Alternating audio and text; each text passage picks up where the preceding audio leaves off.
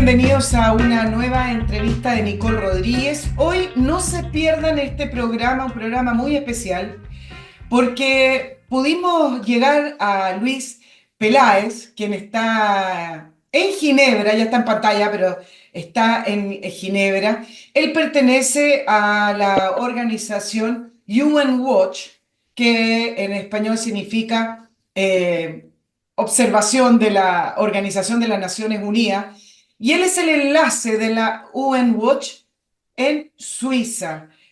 Luis es brasilero, vivió mucho tiempo en Uruguay, por eso tuvimos la suerte de no tener que hacer esta entrevista en portugués, algo que no manejo, ni en inglés para que pueda escuchar todos los auditores y entenderlo bien. Así es que tiene el manejo del español muy bien, en bachelor en economía, política y filosofía y un máster en seguridad internacional que hizo también en un instituto relacionado con la ONU.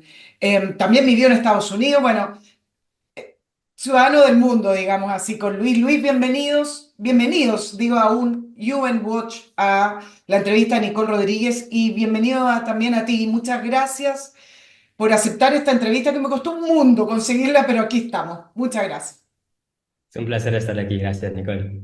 Bueno, Luis lleva ya casi 4 años, yo entiendo, en UN Watch y actualmente, como les comenté en un inicio del programa, él es el intermediario entre esta organización y la ONU en Ginebra. En general, hemos tratado de plantear ciertos temas en relación con la ONU, que poco se trata en Chile, Luis, y que tiene que ver con que la ONU también tiene una agenda, la ONU tiene una manera de funcionar, tiene una lógica y que tampoco es tanto la lógica de los objetivos iniciales de la ONU cuando se creó. Y no todo lo que viene de la ONU, estamos hablando de una manera de mirar el mundo de una manera neutra, con objetivos que son iguales para todos. Hay que hacer la bajada, hay que mirar a la ONU con distancia. Luis, cuéntame primero cómo surge UN Watch y qué es lo que hacen para que la gente en mi país y todos los que nos ven en Latinoamérica puedan entender la labor que hace esa institución. Claro, un placer. Bueno, Human Watch surge en 1993 de un luchador de derechos civiles, Morris, que dijo en Abrams, que dijo que, para un segundito, perdón, que no escucho muy bien acá. No hay Ay, problema, arreglando el audio a medida que vamos haciendo. sí, tal vez voy a probar con con mis auriculares. Es que no estaba escuchando en el comienzo, no te escuché bien. Pero ahí, Pero- Luis, ¿me escuchas? Te escucho, pero me escucho a mí mismo también. Tienes Entonces, eco. lo confuso. Sí, tengo un eco. A ver, Mira, un segundo. solucionalo, no te preocupes, vamos a ir a algunos recordatorios que yo le hago a nuestros auditores y que son de lo más importante porque mantienen vivo el programa. Y voy a comenzar por Oxibiota, este producto maravilloso que elimina los malos olores. Vienen varios sobrecitos en este encargo. ¿Qué es lo que hace? Esos sobres usted los diluye en agua y esa solución lo vierte sobre el lugar donde está saliendo el mal olor. Oxibiota trabaja, por ejemplo, en las alcantarillas, en las cocinas, en los baños, incluso en los jardines donde usted puede pulverizar. Y lo importante que hace Oxibiota no es que esconda por un momento el mal olor, sino que más bien mata a las bacterias que producen ese mal olor. Si usted no mata esas bacterias, las bacterias van a continuar ahí y el mal olor va a seguir saliendo, o incluso de vez en cuando usted dice, pero ¿cómo si ayer no salía el mal olor y hoy día sí sale? Oxibiota es la solución definitiva, es una solución ecológica, un producto desarrollado en laboratorio de Estados Unidos, muy seguro, además no tiene que cubrirse con guantes ni nada de aquello y simplemente seguir las instrucciones del sobre. Lo compra en www.oxibiota.cl y le llega al lugar donde usted lo pidió. Luis, ¿cómo vamos con el audio? No mejor, pero tranquila. Continuamos así mismo. No sé por qué mis auriculares no están funcionando, pero tranquilo. Bueno, la pregunta que me preguntaste antes era ¿de dónde surge UN Watch? Y realmente surge de, de esta persona que te dije, Morris P. Abram, que era el representante permanente de Estados Unidos a las Naciones Unidas y también un abogado de civil rights, de derechos civiles. en Estados Unidos muy importante. Y lo que estaba mirando era que ya en 1993, cuando empezó Human Watch como un ONG en la Suiza, ya había desviado un poquito de su camino las Naciones Unidas, de los mismos principios que fueron establecidos después de la Segunda Guerra Mundial. Y si miramos a los mandatos de las Naciones Unidas hoy y los comparamos con lo que fue creada, por la razón que fue creada, realmente creo que muchas de las personas que las crearon, Eleanor Roosevelt, René Casson, que escribieron el Charter de las Naciones Unidas, irían, sería un organismo irreconciliable de lo que es hoy, ¿me entendés? No tenían idea de dónde seguía esta organización. Entonces, UN Watch existe como un organismo, una ONG, un watchdog, que auditoria, que mira y vigila a las Naciones Unidas y está intentando de mirar las propias métricas que las Naciones Unidas han establecido para eso mismo. En grandes rasgos, en un pequeño resumen, se podría decir que UN Watch observa a los observadores, una cosa así. Es exactamente, es nuestra frase, porque es lo que vemos. Muchas personas piensan que las Naciones Unidas es el top, es el final, la última palabra, y la realidad es que es solamente un reflejo del mundo mismo, ¿no? ¿Quién son los que están en contra de las Naciones Unidas? Son los países. ¿Y quién son los países? La mayoría de los países hoy en día no son democracias, no son los países que están en la lucha por los derechos humanos de sus propios ciudadanos. Entonces, lo que produce las Naciones Unidas es un reflejo de eso. Sí, Luis, cuando comenzaron a observar a la ONU, y me imagino sus organismos satélites, ¿con qué se encontraron? Bueno, en el comienzo, la verdad, teníamos buenas relaciones con la ONU. ¿Sabes? Había mucho soporte en ese momento y lo más que pensamos en ver la cara realidad de las Naciones Unidas, lo más que encontramos resistencia. En tanto que hoy en día había una persona hace poco tiempo que fue retirada porque, bueno, hubo presión pero que están intentando silenciarnos, le están sacando nuestras palabras, no podemos entrar en la ONU, bueno, ahora sí podemos y podemos hablar y muchas cosas, pero hay una resistencia muy grande adentro de la ONU para silenciarnos. Y quién es la ONU, Luis? Cuando hablamos de la ONU, bueno, uno ve el Consejo General y uno ve que se reúnen en Nueva York y están todos los países, pero ¿la ONU es un país aparte, es un estado aparte? ¿Quién es la ONU hoy? Bueno, la ONU es una organización gigantesca, ¿no? No podemos hablar de la ONU como la ONU. Yo lo hice ahora, pero realmente hay tantas cosas diferentes que no podemos decir que es una cosa sola. Si miramos mi perspectiva, la perspectiva de UN Watch a la ONU sí mismo, a nosotros nos gusta la ONU. La ONU hace muchas cosas muy importantes y mucho más pasa en los sitios que son muy técnicos, que no son publicitados, ¿no? Que no hay los países entregados de uno a otro haciendo esos discursos que es un teatro en mayor parte. Entonces, si me miro a mi izquierda, aquí que estamos en el medio de la ONU, tengo el WIPO. El WIPO es la organización que protege la propiedad intelectual. Hace muchas cosas importantes, pero nadie escucha de eso. Entonces, cuando hablamos de la ONU, no estamos hablando de WIPO. Aquí de mi otro lado tengo el ITU, que es la Unión Internacional de Telecomunicaciones.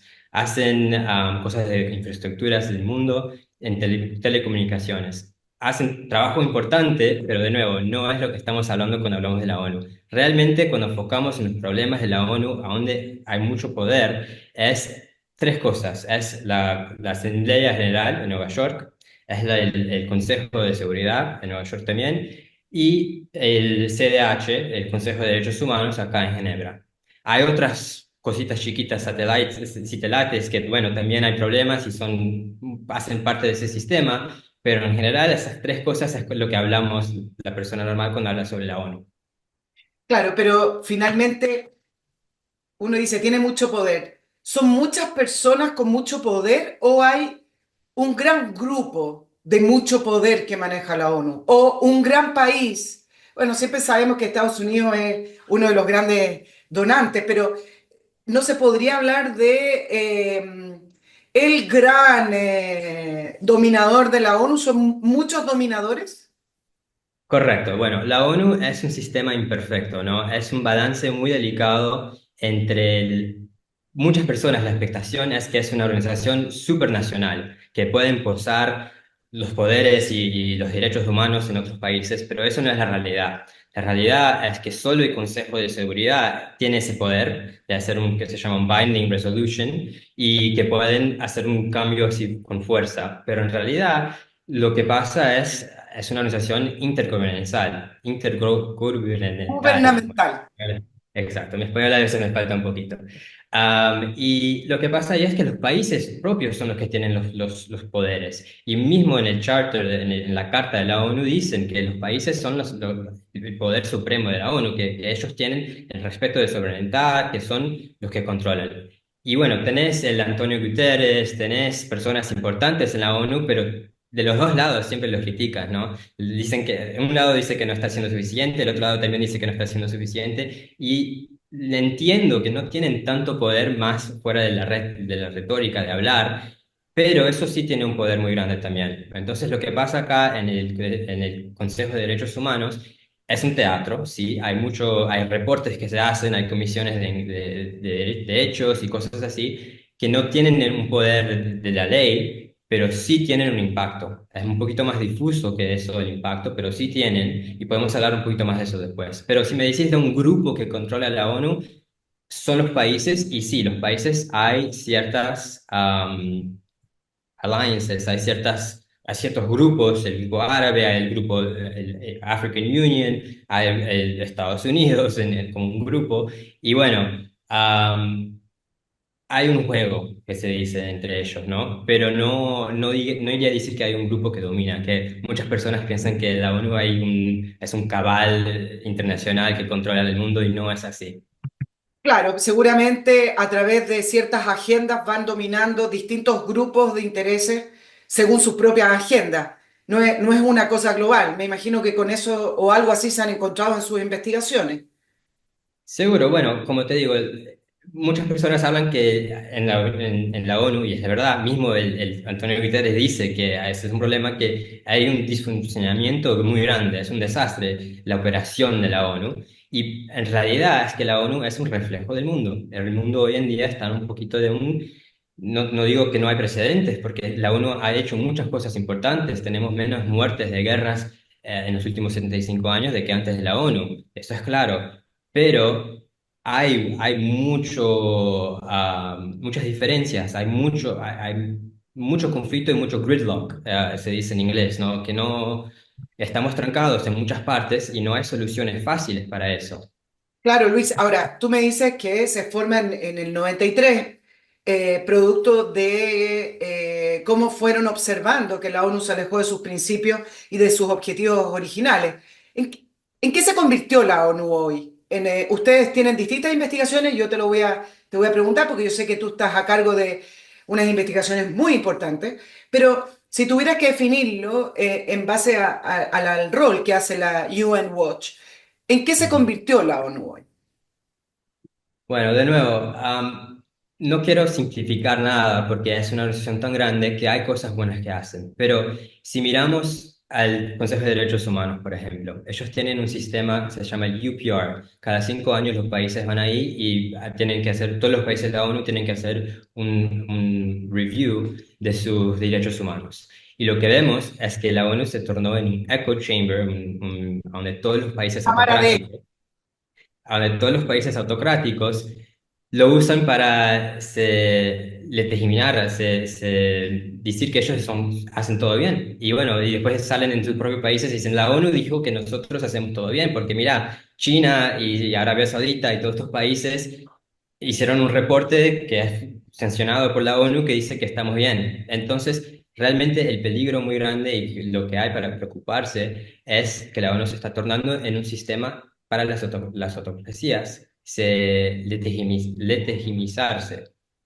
¿Me se está, entendés? se está legitimando a través de la ONU, Exacto. lo que implica que evidentemente la ONU se extravió, se perdió si es que está legitimando dictaduras o autocracias, porque de hecho te iba a preguntar, ¿cómo se puede explicar la incongruencia y la hipocresía de que en el Consejo de Derechos Humanos va cambiando, pero actualmente está en países tales como Qatar, Sudán, Cuba, China o en ONU Mujeres, para quienes nos escuchan, está Pakistán, Afganistán y Cuba también.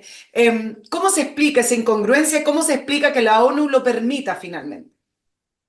Bueno, lo que te van a decir en la ONU es que tenemos que estar en contacto con todos esos países. Lo que van a decir es, si solo tenemos un Consejo de Derechos Humanos, que solo los países del oeste, de Estados Unidos, que, sabes, Europa, están dominando, entonces van a decir, bueno, no somos parte de eso, es un colonialismo, un neocolonialismo, que están implicando todos estos derechos que nosotros no creemos. Entonces, hay un poquito de mérito en ese argumento, que tenemos que en Qatar tenemos que estar trabajando con estos otros países autocráticos, ok, pero eso no significa poner a Irán en la presidencia del CSW, que es el Consejo de los Derechos de las Mujeres, ¿sabes? Hace poco tiempo, Corea del Norte estaba en cargo del Disarmament Committee, de la Comisión de Desarmamento de Armas Nucleares. Arma Son nuclear. cosas que no hace sentido y bueno, podemos hablar un poquito más en detalle también de las elecciones. ¿Por qué estos países están ahí? Y la realidad es que, bueno, la ONU dicen que es un sistema democrático, que hay votación para esto. Y bueno, hay votación en la Asamblea General, hay votación para el Human Rights Council, el Consejo de Derechos Humanos. Pero esas votaciones no son competitivas, son predeterminadas por completo. Cada país, grupo de país en cada área geográfica, África, Latinoamérica, Europa, bueno, hay diferentes grupos en cada una de esas áreas. Ellos sí mismos deciden que vamos a tener un sistema de rotación. Entonces, ¿quién va a aplicar para el grupo de África próximo año? Va a ser África del Sur y Zimbabue, por ejemplo. Y después el año después va a ser Namibia y Botswana, por ejemplo. Y que eso produce es que tenemos esto, hoy en día tenemos 64% de los miembros de la Comisión de Derechos Humanos que son autocracias, que no son libres, que no tenemos derechos humanos para todos iguales en esos países. Y ellos son los que están representando y están haciendo resoluciones sobre los derechos humanos aquí. Y usando el nombre de las Naciones Unidas para decir que esto es lo que está pasando, ¿no? Y nadie cuestiona eso, excepto por UN Watch y pocas otras voces. Dicen que, bueno, solo porque las Naciones Unidas hizo que es así, no significa que estaba debajo de eso. ¿Quién está diciendo, haciendo esas decisiones? No es un organismo independiente, no es. Entran a estos consejos para poder resguardarse, poder blanquearse, entonces finalmente, pero la responsabilidad también es del resto de los países que lo permiten. Pareciera ser que cada uno cubre sus espaldas y va entrando a los consejos, a las comisiones que le sirven para resguardarse y mantener el propio poder en sus países, ¿no? Sí, es exactamente eso. Y mira, no es que nunca hay competición.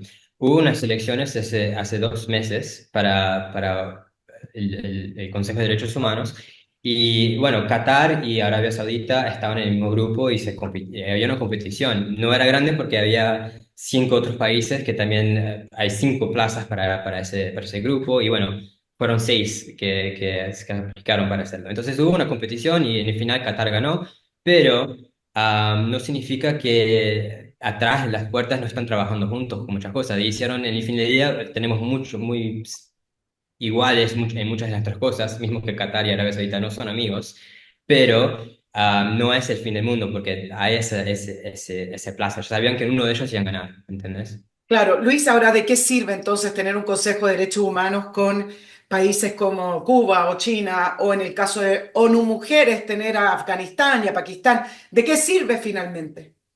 Bueno, hablamos mucho mal del Consejo de Derechos Humanos y es verdad, hay muchas cosas mal, pero también hay pocas cosas buenas. Por ejemplo, en Venezuela tenemos una FFM en Venezuela, una comisión de hechos, ¿no? De Y que faltas de derechos. Maduro lo expulsó, pero después los dejó volver. Es diferente, bueno, sí, la FFM también, pero también tenemos el OHCHR, que es parte es otra organización adentro de las Naciones Unidas acá, que es un poquito más independiente del CDH, y ellos tenían una oficina hasta hoy creo que están expulsados. Y ahí también podemos hablar mucho, porque del alto comisionario de derechos humanos ahí sí es un poquito más como una democracia de que una terma, por ejemplo, Bachelet, que era antes chilena, era antes, cambió para Turk y hubo una diferencia en cómo ellos reagían. Bachelet era mucho más una appeasement, ella no era muy derecho, de mano derecha para... No, no confrontaba, de hecho entiendo, No cuando confrontaba, fue exacto. Bachelet a China, emitió un reporte, pero paseándose con Xi Jinping, digamos. Eh, Exacto, podemos y hablar de eso después, porque te lo también voy en a eso, preguntar después porque estamos hablando ahora de modo general, pero evidentemente el informe que hizo sobre la situación de los uiguris de una minoría musulmana en China, al parecer, por los reportes que hay de oficinas fuera de la ONU, no se condicen con la realidad. no solo eso, ella lo publicó el último día de su mandato, el último día, entonces había mucha presión en ella, ya lo tenía preparado hace mucho tiempo antes, allá fue en mayo, creo que fue para China, hizo una tour de propaganda por el Estado, diciendo, mira, tenemos el alto comisionado acá, ella dice que está todo bien, y bueno, lo usaron como una tour de propaganda y lo continúan a hacer con muchas otras personas. Y esperó hasta el último día para lanzar ese reporte que también no fue lo que debería ser. Eh, Pero, en Ahora, general, en sí, general, continúa. sí, Para sí, volver en general, el alto comisionario puede cambiar bastante. El Booker Turk vieron de personas nos han hablado un poquito que hubo unas amenazadas, estaban en peligro las personas de la OACHR en Venezuela y cambiaron el tono un poquito en cómo confrontaban el régimen y ahora están un poquito mejor, pero no es lo que debería ser, ¿no? Vemos que ahora Maduro va a ser inaugurado y no hubo la ONU hizo nada para eso. claro, Luis, ¿alguna vez la ONU tuvo algún efecto o poder real sobre estas situaciones? ¿O será que posterior a la Segunda Guerra Mundial y posterior a la caída del muro de Berlín, los totalitarismos, la autocracia no estaban de moda y se escondían un poco más, eran menos evidentes? ¿O la ONU en algún momento tuvo un poder real sobre estos países o sobre estas situaciones y hoy lo perdió? Sí, tú, mira, como te dije, estamos mirando ahora en un perspectiva muy micro, ¿no? De hoy en día, pero hace 75 años que está ahí la ONU. Si miramos en el perspectiva macro, había tiempo que la ONU hacía importantes trabajos y continúa haciendo en ciertos aspectos muy importantes trabajos, pero la última vez que el Consejo de Seguridad hizo un mandato juntos de todos para hacer una guerra fue en el Gulf War del 1991. Fue el único momento que, bueno, había una unición del mundo en ese momento y en los noventas seguro que tenía mucho más cohesión, había mucho más que hacer de un país a otro, del mundo entero en sí mismo en forzar una ley internacional. Hoy en día no vemos eso. Claro, finalmente, por ejemplo, sacando el caso de Venezuela, me imagino que la idea no la idea, el objetivo es que no se instale la dictadura de Maduro, pero eso no lo van a conseguir. Entonces, vamos bajando los objetivos, entonces que excarcele a los opositores políticos, a lo mejor por ahí un poco más pueden ejercer presión, pero un efecto real sobre tratar de establecer democracia en los países pareciera ser que es bastante ineficiente. Completamente, y ellos saben eso, no es una cosa que pretenden de enforzar. Ellos saben en la carta de la ONU dicen que, bueno, la soberanía está entre los países. No, sí, dicen que la democracia, la soberanía de las personas en sus propios países, decidir en sus propios países, es la cosa que valen, pero en realidad, ¿cómo usan eso los países autocráticos? Dicen que la soberanía, la expresión de nuestra soberanía es en el modelo chinés o el modelo cualquier otro país que puedes escoger, Cuba y bueno, Venezuela. Entonces ellos acá en el CDH van a decir que la ONU no tiene un mandato para infringir en nuestras cosas domésticas. Solo es Mismo ellos son muy hipócritas porque dicen, bueno, es solo para infringir en las cosas domésticas del próximo, de los países alrededor de mí. Pero en mí mismo no, es muy claro, dicen que no, no puedes. Entonces, como te digo, la ONU vive en un mundo, en un balance muy delicado, donde quieres, las expectativas son de una organización súper gubernamental, pero la realidad es que los países son los que dominan. Luis, volvamos al tema de Michelle Bachelet cuando era alta comisionada. ¿Cómo salió de la ONU y cómo salió posterior a entregar también ese informe sobre China? Porque acá en Chile, hoy no se habla tanto, pero hace algunos meses atrás se hablaba de su postulación para ser secretaria general de la ONU. Yo no sé si son wishful thinking de su gente, de que la quieren elevar al máximo cargo, pero ¿qué se hablaba de Michelle Bachelet mientras era la alta comisionada? ¿Se esperaba más de ella? ¿Se le criticó por no condenar finalmente la violación a los derechos humanos? Quien se supone que lleva esa bandera, además. Sí, exactamente. Ella tuvo mucha resistencia acá de muchas ONGs, de muchas víctimas diciendo que no hacía nada, que no hacía suficiente.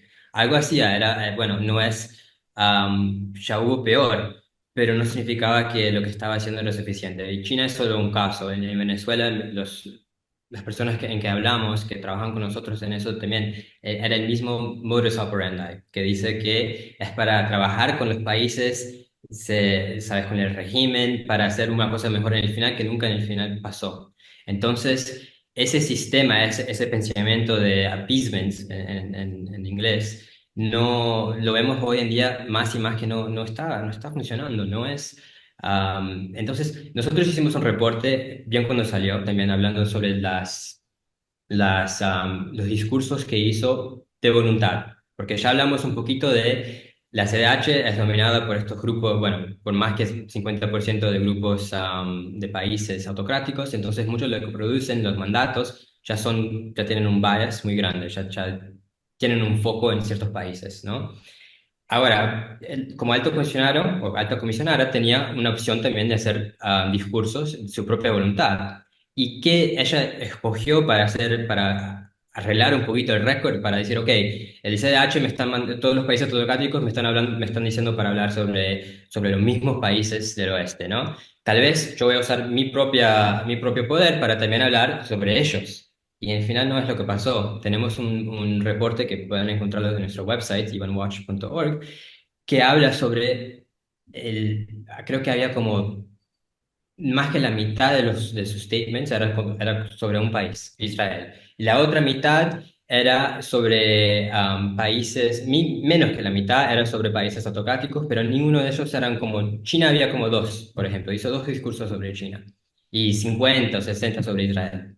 Luis, No, por qué hay una animadversión contra Israel? ¿Hay una agenda contra Israel? ¿Qué es lo que hay en el fondo de todas estas resoluciones contra Israel que son desproporcionadas, además, considerando todo lo que hemos conversado con respecto a países que son totalitarios, que efectivamente se violan los derechos humanos, versus una democracia que trata de sobrevivir en el Medio Oriente entre medio de monarquía y enemigos sí. declarados?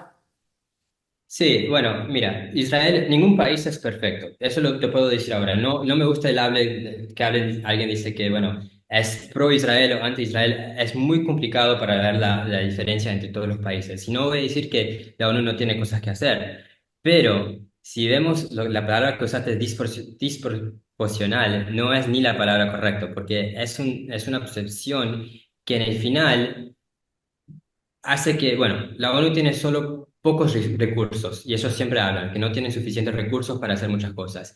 Y antes de la guerra, sacando de la guerra de hoy en día, antes de la guerra ya había 156 resoluciones contra Israel, contra Irán hubo 8, contra Corea del Norte hubo como 7, a China hubo no sé si una, contra Rusia 22. No hay ningún Bueno, vamos a retomar ahí la conversación con Luis Peláez de UN Watch, porque, bueno, él está en Ginebra, yo acá en Santiago, y a veces falla la tecnología. Y antes de retomar la conversación con Luis, yo les estaba recordando los servicios que hace Master Cook Casinos, esta concesión de casinos de alimentación que tiene la especialidad de la cocina in situ, la cocina transparente, que usted ve cómo preparan los alimentos y además ve cómo están cocinando el menú del día. Además tiene otra especialidad que es muy importante en las oficinas y en las industrias, que te atiendan bien, que te atiendan con ganas, con cara sonriente, que usted encuentre que es agradable ir a almorzar o al desayuno, lo que sea el servicio que entrega la empresa a los casinos de Master Cook. Póngase en contacto con Master Cook en ventas@mastercook.cl. Entre a la web también para ver lo que pueden hacer por usted y olvídese del servicio de alimentación, que es un problema. Usted hace otro tipo de labores en la oficina, usted tiene otro rubro, ¿por qué tiene que saber de cómo manejar un casino? Mantenga alimentado a su gente como en casa con Master Cook. Luis, retomemos lo que estábamos conversando acerca de las votaciones. Yo utilicé la palabra desproporcionada, tú me dijiste esa ni siquiera es la palabra, con respecto a la situación que vive Israel en la ONU y cómo es que llegamos a ese punto también. Muy bien. Bueno, de resumen, la ONU habla mucho sobre sus problemas que tienen financieros, ¿no? Dicen que no tienen suficiente plata para hacer muchas cosas y por eso no tienen recursos para hacer ciertos servicios en Sudán, por ejemplo. Dicen que hay falta de servicios que pueden estar haciendo en educación, mismo en Gaza. Y el problema es que ellos gastan mucha plata en mandatos que son hechos por el CDH, que sabemos que es dominado por un grupo de países, por varios grupos de países que no son pro democracia. Y hay varios mandatos que son la misma cosa contra Israel. Entonces tenemos 100 resoluciones por año que pasan contra Israel y nada sobre otros países, o muy pocas sobre otros países. Entonces lo que pido es mirar no en qué menos pueden hacer en Israel, porque ningún país es perfecto, lo retiro ahora, pero lo importante es que están sacando la oportunidad de muchos otros países, de muchas otras cosas que... Ahora sí, Luis. Continuamos, ok. No sé qué partes hasta Sí, pasó de la hablando última vez. que los países no son perfectos. Eh,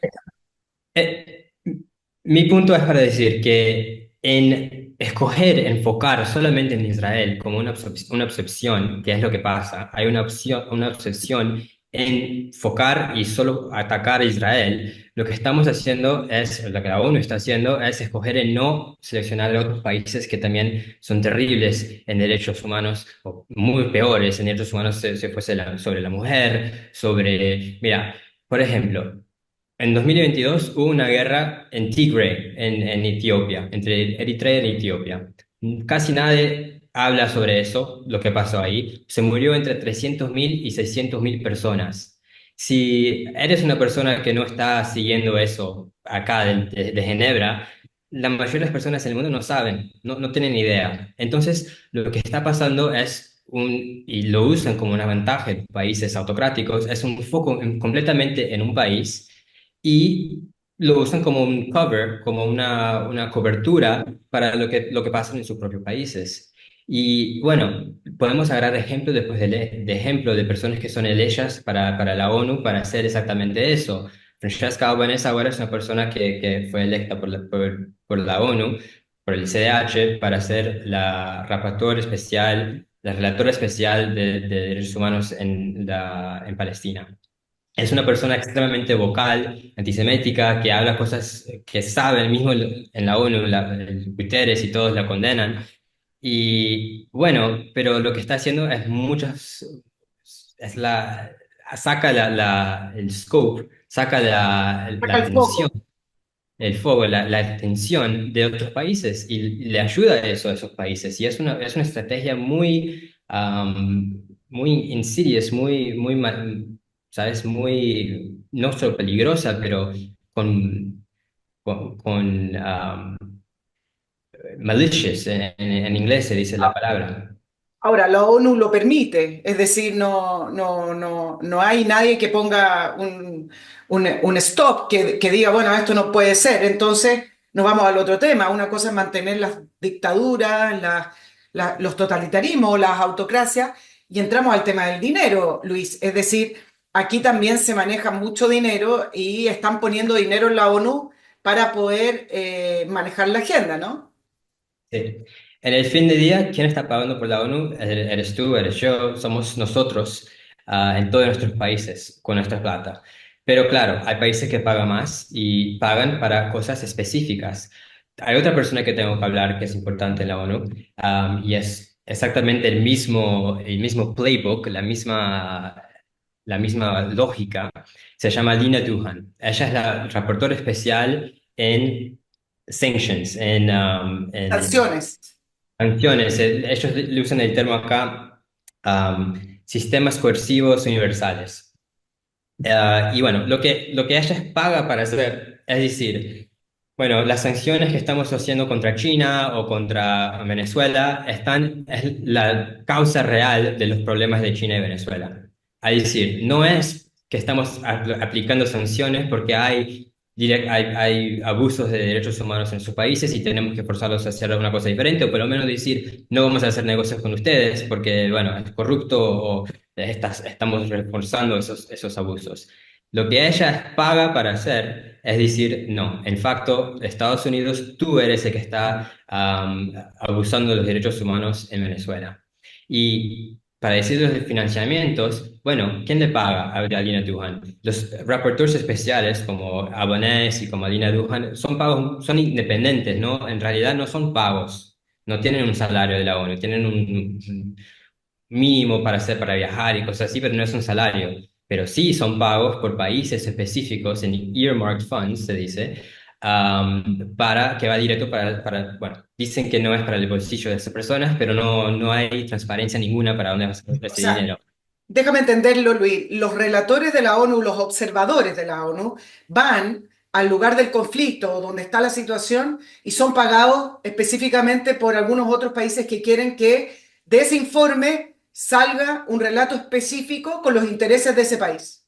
Exacto. Entonces, si agarramos a Lina Duhan, ella, como Bachelet, fue para Xinjiang, en China, este año. ¿Y qué dice? Dice que allá todo está perfecto, pero los abusos que están pasando es por causa de las sanciones de Estados Unidos. Eso es lo que está sucediendo en Xinjiang. ¿Y quién está pagando para decir eso? China. China le pagó $200.000 por los últimos 4 años, cada año, más que $1 millón bueno, con Rusia también le ha pagado mucha plata. Ha ganado entre Rusia, Qatar y China más que $1 millón para decir exactamente eso. Ella viajó a Venezuela, a varios países. Antes, en ese mandato, el que estaba anterior y fue a Zimbabue, también dijo la misma cosa, que son los países occidentales que están causando estos problemas. Entonces, en realidad lo que está pasando es, el nombre de las Naciones Unidas está siendo vendido para estos países para hacer un reporte que personas no van a cuestionar, van a decir, es independiente, es las Naciones Unidas, es un órgano así arriba de los países, pero no es la realidad. Luis, ¿y hay una ruta del dinero? ¿Se sigue el dinero? ¿Alguien investiga el dinero de toda esta gente con cargos importantes en la ONU? Y además los observadores y los relatores. ¿Hay una ruta del dinero? Yo he leído algunos informes, pero nunca nada muy contundente, no, nunca nada muy formal, digamos, con respecto al lavado de dinero que circula en la ONU. No, nosotros ya hemos pedido varias veces en calificar ciertos gastos. Por ejemplo, la reportera de Israel Albanés fue a Australia. Su mandato no tiene nada que ver con Australia. Le pagaron $20.000 para viajar entre Australia, hacer unos discursos y todo lo demás. Y le pedimos, ok, que nos pueden mostrar quién está pagando por esto. Es Estados Unidos con su budget que es mayor que casi todos otros países en la ONU. Está pagando para que esta mujer va para Australia para hablar, o quién está, y no dice nada, no responden, no hay transparencia. Ellos salen, hay un reporte que sale todo el año, se llama el Facts and Figures, los factos y los discursos y los números de las Naciones Unidas, y dicen, tienen que declarar que, bueno, recibí X dinero de este país o X dinero, pero lo tienen que declarar, no es que tienen que declarar, lo piden para declarar. Hay personas que no declaran y dicen, no declararon nada. Entonces no sabemos. No Ah, sabemos cuánto recibió Michelle Bachelet cuando era alta comisionada no de... sabemos. No sabemos, no se puede hacer esa ruta. O sea, se podría hacer, pero sería una investigación informal. No hay una Ah, estructura formal. para poder... Hay un organismo, se llama OIOS, de Internal Oversight Investigation Services, de la ONU, que sí puede investigar, pero no es nada abierto. Los países lo pueden pedir. Nosotros ya logramos hacer que, para Albanés en ese caso, que abrieran un caso, pero no sabemos cuáles son los resultados, qué están haciendo las investigaciones, no está abierto. Luis, a propósito de dinero, tú fuiste parte o lideras una investigación tremendamente importante porque tiene que ver con lo que está pasando en el Medio Oriente y tiene que ver con la UNRWA, la UNRWA, el organismo para los refugiados palestinos, sobre al-Sharif, el jefe de Hamas, que murió recientemente asesinado y que también fue jefe del sindicato de profesores de esta UNRWA en el país y entiendo que ustedes han conseguido pruebas de cómo operaba este al-Sharif, jefe de un grupo terrorista, liderando al sindicato de profesores y cómo se movían los dineros. Me gustaría que me contara esa investigación. Poco sale en mi país acerca de estas situaciones. Bueno, UNRWA es una organización que se estableció al lado de Israel para enfocar solo en los refugiados de Palestina. Y a ese momento no había el UNHCR, que es la organización para todos los otros refugiados del mundo. Ok, entonces hicieron una organización solo para los palestinos, que no existía otra universal a ese momento. Está bien, pero después que existió una universal, deberían tener agarrado y juntaron todo, si no, no hay igualdad ninguna. Dicen que vamos a enfocar solamente a una organización que gana billones de dólares por año para estos. Ok, continuamos ahí. En el mandato de esa organización dicen que, desde el mandato, dicen que una parte que esa organización va a existir para proveer todos las funciones de un Estado, educación, medicina, varias otras cosas que un Estado iría dar para estas personas. Y todas estas personas y sus hijos y hijas van a ser parte de su organización. Entonces, lo que pasa es que las personas saben que tienen ese soporte, pero también viven am, como ciudadanos de segunda clase en los países que están. ¿Por qué? Porque no le dejan hacer cuando están en Jordania, por ejemplo, o en Líbano, nunca van a ser libanés, nunca van a ser de Jordania, van a ser palestinos primero. Y muchas personas en ese caso ya dijeron que, bueno, eso me previene de poder establecer un negocio, por ejemplo, en esos países. Entonces, eso fue uno de los problemas que tiene en su mandato. El otro problema en su mandato es decir que, bueno, vamos a asistir hasta que tenemos el derecho para regresar a Israel, que significa que no solo los primeros que salieron, en los 700.000 que pasó en 47 y 67, pero todos sus hijos y hijas, 5 millones, tienen el derecho de volver a Israel, que significa, bueno, el colapso de Israel como es, pero no necesariamente tiene que ser. En sus mentes lo que pasa es que eso significa que tienen el derecho de resistencia contra Israel con un mandato de las Naciones Unidas. Entonces, ¿qué produce eso? Produce profesores que dicen eso para sus alumnos, que dicen que sabes, tu casa no es aquí en Líbano, no es aquí en Gaza, no es aquí en el West Bank, es en Israel y vamos a regresar. Entonces, no, para nosotros no es una sorpresa que el jefe de Hamas era el jefe del sindicato de las profesoras en Líbano, porque es exactamente la filosofía, son iguales de lo que están enseñando en las clases de UNRWA, que están enseñando que Hamas enseña a sus seguidores, ¿me entendés? Pero el otro problema mucho mayor es que no es solo el al-Sharif, son todos los jefes de la UNRWA. El Philip Lazzarini, vamos a salir con un reporte ahora en 2 semanas, mostrando que el Philip Lazzarini también se encuentra con todos estos terroristas y hacen acuerdos. Antes de él había el Pierre Cronenberg, que hoy en día es el jefe del ICRC, de la Cruz Roja. Y él decía, nadie puede saber de nuestros acuerdos, pero sí, nosotros no vamos a imprimir nuestras obligaciones de neutralidades, porque, bueno, como profesores de las Naciones Unidas quieren que no enseñen el terrorismo, la resistencia a sus alumnos. Entonces, ellos hablan en los países como Estados Unidos y Alemania, que dan más que la mitad del budget para UNRWA, dicen que, ok, mira, estamos enseñando que no pueden enseñar resistencia, entonces continúa pagando para que estos grupos que están en control de estos campos no tienen que pagar en la educación de sus alumnos, no tienen que pagar para la salud, pueden solamente gastar sus plata, sus recursos en construir túneles, construir, agarrar armas, lo que sea. Entonces, estamos subsidiando la infraestructura que estos grupos prometen a subvenir a sus personas. ¿Cómo es que la ONU finalmente está subsidiando el terrorismo?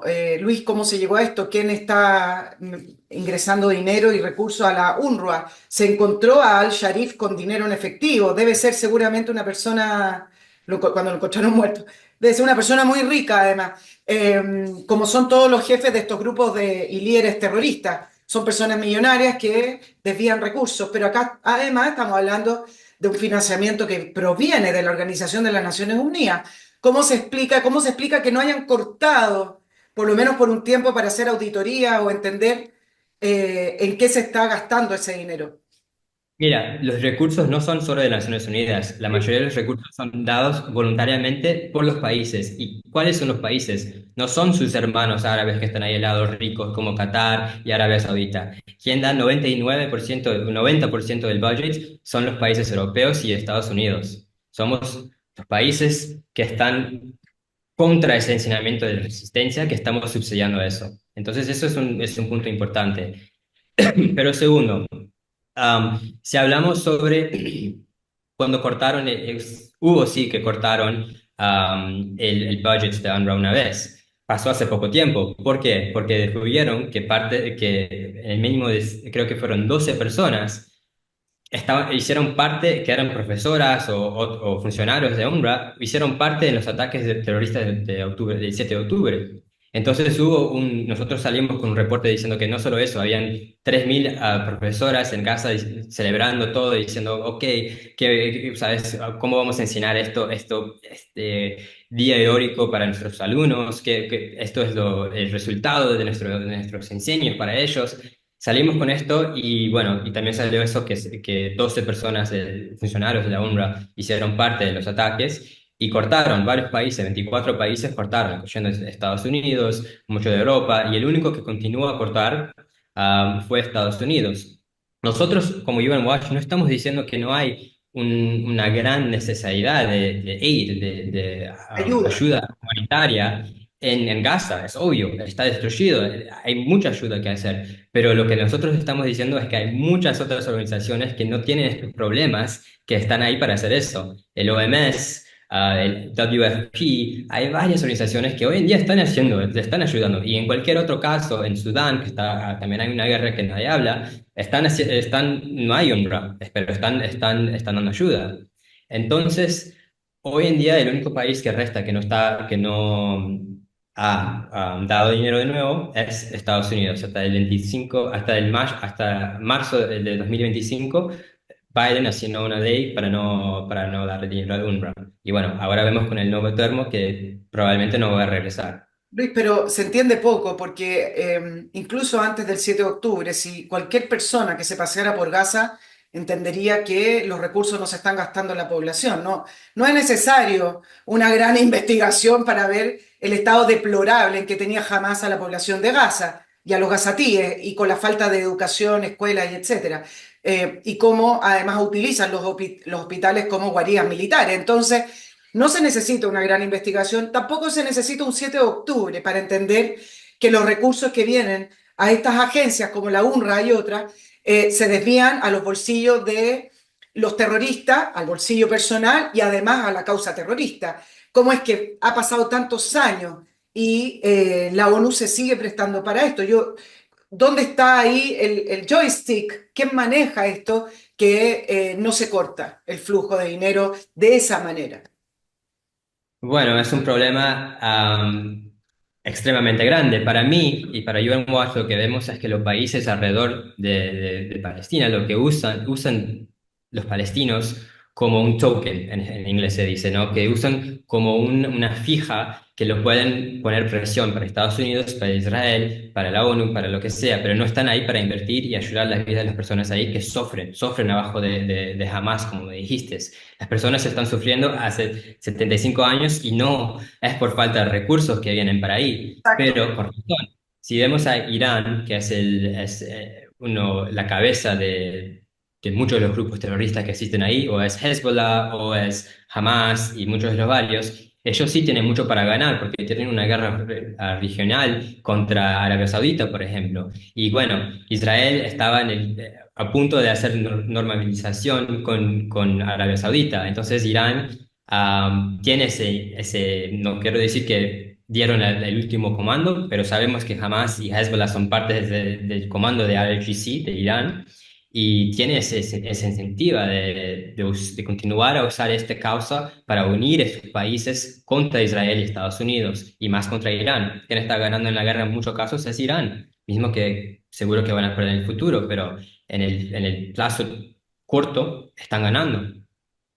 Luis, pero además entiendo que en esa información no solamente está implicada la gente de UNRWA con el terrorismo y los desvíos de dinero, sino que además altos niveles de la ONU, es decir, no solamente está definido en un tema local allá en el Medio Oriente, sino que todo este entramado viene desde la alta dirección de la ONU y entiendo que eso es parte de la investigación de ustedes y eso es lo que van a dar a conocer en unas semanas más. Sí, en una semana, en los próximos días ya va a salir algunas informaciones, pero nuestro reporte mayor va a salir en las próximas semanas. Y sí, vemos el ex secretario general de la ONU, Ban Ki-moon, mano a mano con uno de los mayores terroristas de Hamas. Y cuando me hablabas antes del financiamiento, el Philip Lazzarini, el jefe de UNRWA, que es suizo, está acá hoy en realidad enfrente de mí en la ONU, hablando a sus fundadores de Comunidad Europea que ellos tienen los sistemas más robustos que existen para proteger contra contra este tipo de cosas, contra las profesoras incentivando a sus alumnos para hacer ataques. Pero en fin, él fue a Líbano, y encontró con jefes de Hamas para negociar que esto pasó durante COVID, negociar que, bueno, vamos a aumentar el financial assistance, dinero en plata para esto, para las personas, los beneficiantes, pero él quería que para hacer eso, hacer un census, hacer una cuenta de cabezas con más precisión, porque, bueno, sabemos que hay 5 millones de palestinos que están abajo de UNRWA, pero no hay 5 millones de palestinos que están en esos países, y mucho menos en Líbano. Pero los grupos terroristas dijeron, no, no vamos a dejar de hacer unos scans biométricos para cuando se registran, para ver si, bueno, las personas que dicen que están en el campo realmente están ahí, o están muertos, o son relativos que están en otros países. No lo dejaron. Bueno, la plata continuó a llegar por estos números inflados que no sabemos de dónde vienen, y es así que funciona el sistema. Hay una coordinación muy grande entre los jefes acá en Ginebra, bueno, en el mundo, en Nueva York, en Ginebra, y las personas en el piso allá. Luis, ¿tienen algunas otras investigaciones que los han sorprendido con los hallazgos que han encontrado? Am, Tenemos otras investigaciones. Tenemos una de Alina Duhan que te dije que es separado, que también tiene a ver con el financiamiento de otros países. Tenemos una que va a salir en poco tiempo con el alto comisionado ahora, el Turk, y mirando de nuevo a sus discursos voluntarios que hizo. Bueno, él también está tiene los mismos mandatos que tenía Bachelet. Acá en la CDH tiene que hablar en la agenda hay 10 ítems todas las veces. Se encuentran 3 veces por año y son como 3 semanas, 4 semanas cada vez, y hay solo 10 ítems que tienen que hablar. De todos los países, obvio que hay un ítem solo en Israel. Y entonces sabemos que va a tener que hacer muchos discursos sobre Israel. Y sabemos también que después de la guerra va a hacer muchos discursos de Israel. Bueno, tal vez él iba a hablar un poquito de otros países también. Tal vez China, tal vez Corea del Norte, tal vez Qatar, para balanzar un poquito, ¿no? No, no es el caso. No es, sabemos que es la continuación de lo anterior. Claro, y la contradicción de una ONU en la cual establece el Estado de Israel o permite el establecimiento del Estado de Israel en el 48, aplaudiendo que se establezca una democracia. Y hoy esos principios democráticos y esos valores quedaron en el pasado porque manejan ahora los principios del dinero. Siempre se han manejado los principios del dinero, pero ahora en todo lo que reviste y cubre la deformada causa palestina, porque cuando uno ve realmente las reales intenciones, pareciera ser que a muchos grupos y a muchos países le conviene perpetuar el problema palestino y no solucionarlo, con estos desvíos de dinero, etcétera. Y entonces ahí uno ve, es uno de los grandes ejemplos de la ONU, cómo se desvió de sus objetivos iniciales en su fundación para poder cuidar y llevar adelante la democracia y las libertades, dándole dardos al único país democrático de la zona, digamos. Sí, es el punto en causa, ¿sabes? Muchos de nuestros trabajos, personas miran para Human Watch y dicen que nosotros focamos mucho en Israel, pero en realidad focamos en las Naciones Unidas y las Naciones Unidas focan mucho en Israel, Claro, ¿sabes? Yo trabajo mucho sobre Venezuela, sobre Nicaragua, trabajamos con Cuba y el punto es que si tenemos que responder para las Naciones Unidas, tenemos que focar tanto en nuestro trabajo sobre Israel, porque es lo que ellos focan, ¿me entendés? Entonces, mismo que nuestro mandato es en general sobre enfocar en las Naciones Unidas, hoy en día estamos haciendo mucho trabajo sobre Israel, porque es lo que ellos están dando para nosotros, claro, infelizmente. es al revés. Luis, siempre se habla de los países, pero yo sé cómo se manejan estas burocracias y a veces hay ciertos personajes en cada país que se tornan tremendamente importantes y poderosos. ¿Se puede hoy tener un nombre o listado de gente muy poderosa en el mundo que de alguna manera u otra mueve los hilos de la ONU, saliéndonos ya de los estados? Mira, si hay figuras específicas de personas fuera de los estados, am, ¿sabes qué? Yo creo que son las personas en los estados sí mismos. Porque, bueno, hay estados que hay personas mismos que dirigen esos estados, pero cuando hablamos sobre la ONU, son esas personas que están dirigiendo eso. Entonces, yo no podría apuntar para una persona fuera de la ONU privada que hace un impacto grande. Hay muchas personas que hablan que sí hay programas con ricos, con millonarios como Bill Gates o lo que sea, y sí hay, seguro que hay, pero no son los que están moviendo la guía. Sí, mi pregunta se enfocaba en que cuando uno ve la respuesta de las personas, existe este manto de duda con respecto a la agenda ONU, que también se mezcla Mm. con la Agenda 2030 y con esta idea de que hay un grupo que maneja una agenda que ya dominó la ONU y que dirige el mundo hacia un camino en específico. ¿Tiene una agenda la ONU? Mira, es, asistí a una película hace poco tiempo, se llama Leave the World Behind, y no sé si en español, a dejar el mundo para atrás. Sí. Dicen sobre el final del mundo y que, bueno, hay un final del mundo. Y la persona dice, le pregunta a él, es una persona que ha sentado con todas las personas más poderosas del mundo y dice que hay este grupo y ese grupo me dijo una cosa que te da mucho más miedo que decir que hay un grupo que controla todo. Dijo que en realidad nadie está en control.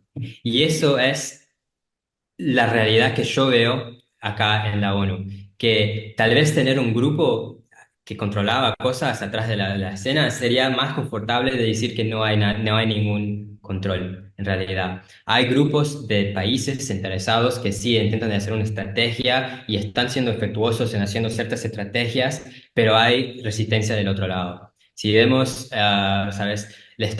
El otro lado va a decir que Estados Unidos controla todo y que tiene sus controles de arriba, pero no es la realidad. Estados Unidos hoy en día ha perdido mucho de los Pax Americana, que es lo que produció bastante de los success que hablamos sobre el 1990 de la ONU. Yo hablé sobre, bueno, la ONU ha conseguido hacer muchas cosas, Sí. pero ¿es la realidad la ONU o fue Pax Americana? Bueno, es difícil saber, pero hoy en día ya vamos a ver un mundo multipolar. Y no creo que hay un grupo de personas, mismo que hablas sobre WEF y todas estas teorías que personas tienen que realmente son sólidas en tener eso. Si no, creo que iríamos a ver mucho más estabilidad. La instabilidad no creo que es buena para negocios. En esa línea, entonces, no hay una agenda, hay muchas agendas. Hay muchas agendas, sí. Una agenda que, bueno, podemos ver el mundo moviéndose en más unición sería sobre el clima. No es una área muy política. Hay ciertas políticas en los países domésticos sobre eso, pero como un grupo internacional es una área que hay menos discurso que en áreas de seguridad, por ejemplo. Claro. Claro, Luis, y esta idea de que la ONU y sus agencias afines y sus agencias satélites se convirtieron en un área para los progresistas, para la izquierda mundial, ¿es así? ¿Está colonizada por la izquierda o no necesariamente? Bueno, la izquierda mundial ha tenido mucho impacto en todo que para decir de derechos humanos. Y sí, si vemos, por ejemplo, de nuevo en el caso de Israel, han tornado completamente el discurso. Y otra cosa que empecé a hablar en el comienzo era sobre, bueno, el Consejo de Seguridad, de Seguridad en Nueva York, de Seguridad de Nueva York. Él es poderoso, puede hacer el Binding Resolutions. ¿Qué pasa acá en el CDH? Es solo un teatro, pero ese teatro es muy importante porque lo que pasa es la retórica que se habla, es lo que después se dice como facto en los países domésticos y eso produce una respuesta que después se expresa en la votación. Hoy en día vimos que en 2024 era el año de votación en muchos países y muchas personas han expresado la respuesta a ese discurso que ha sido muy izquierdista, ¿no? Dominado por la izquierda, dominado por las agencias como Amnesty y como Human Rights Watch, se han convertido mucho más para la izquierda de lo que era antes. Y bueno, vemos que Trump y en otros países, eso fue la respuesta para eso. Claro, Luis, ahora hay países que ya definitivamente, bueno, integran la ONU, pero uno ve que perdió poder la ONU en cuanto a sus no hablo de las resoluciones, por ejemplo, contra Maduro, sino que cuando visitan países y firman acuerdos con la ONU, los gobiernos y dicen, bueno, de aquí a 10 años nos comprometemos a disminuir, no sé, la emisión de CO2 o ciertas Ujú. políticas contra la pobreza. En Chile se han firmado muchos acuerdos y incipientemente se han levantado ciertas voces de algunos sectores políticos, generalmente de derecha, que dicen, momentito, ¿por qué tengo que hacerle caso a la ONU? Si la ONU Ujú. es un poder en sí mismo, no es el poder neutral que viene a hacer el bien, también tiene una agenda. ¿Eso se está repitiendo en los países o es más bien aislado? No, eso se está repitiendo correctamente, exactamente. En Estados Unidos vamos a ver una reacción muy grande ahora contra la ONU. Sabemos que la última vez que Trump estuvo en oficina salió del CDH. Él no va a fundar más a UNRWA. Y eso son cosas que su base saben que no, bueno, para ellos la ONU es una organización dominante del mundo que controla cosas y tiene esa agenda. Y bueno, la realidad que uno tiene esa agenda del clima, por ejemplo, porque es una expresión de los países, el elite de los países diciendo que, bueno, esto es lo que está pasando y los cientistas están diciendo eso, ok, la OMS, la misma cosa con el COVID, por ejemplo, pero sabemos que las bases domésticas de muchos países no son los elites que están acá discutiendo la ciencia sobre el COVID vaccine o lo que sea. Entonces sí hay una reacción y vamos a ver eso continuar, seguramente.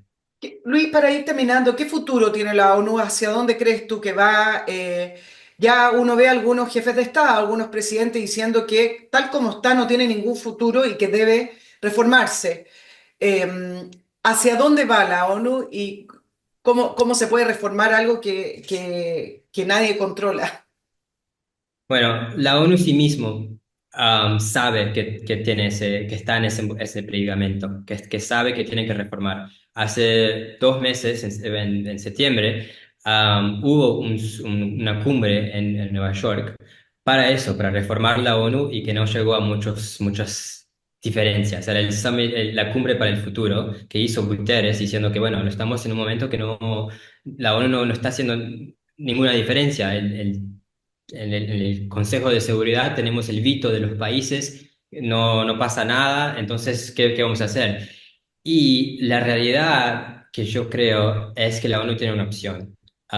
O puede continuar a reflejar el mundo, que es eso, es un gridlock que no se mueve, que no va a hacer ninguna diferencia, o puede reinstablecer con su propósito fundamental de donde lo crearon, que fue los países liberales después de la Guerra Mundial, diciendo, y bueno, y después de eso, con la Declaración Universal de Derechos Humanos, diciendo que, ok, nosotros vamos a quedarnos firmes, que somos una estación en estos documentos, y vamos a imponer esto a los países. Vamos a hacer en el CDH que los países tienen que seguir esto, si no, no pueden ser parte. Tienen que hacer una escoja, porque bueno, si continúan, pueden continuar ser un reflejo del mundo, pero el reflejo del mundo se va a devolver.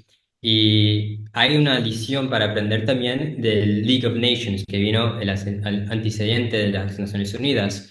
Ahí todos los países tenían un veto, igual que hay en el P5 en el Consejo de Seguridad. Entonces, ¿qué pasó? Bueno, con todos los países teniendo un veto, no, nada se movía. Y en el final, bueno, no hizo nada, donde realmente importaba. La ONU quiere expandir el P5, quiere tener una representación de África, que creo que es importante porque África no existía cuando se creó. África, los países africanos no eran independientes cuando se creó el P5. ¿Hablan mucho sobre eso? No hablan, creí que era interesante que no hablan sobre hacer representación de Latinoamérica. Todavía hablan de América como si es uno y Latinoamérica no hay, nadie dijo sobre tener una plaza para Latinoamérica en el P5, el P7 que va a ser. Bueno, como dije en el comienzo, no hay soluciones fáciles y no estoy aquí para saber, para decir con buena conciencia que sé las soluciones. Lo que sé son los problemas y lo sé bien, y algo tiene que cambiar.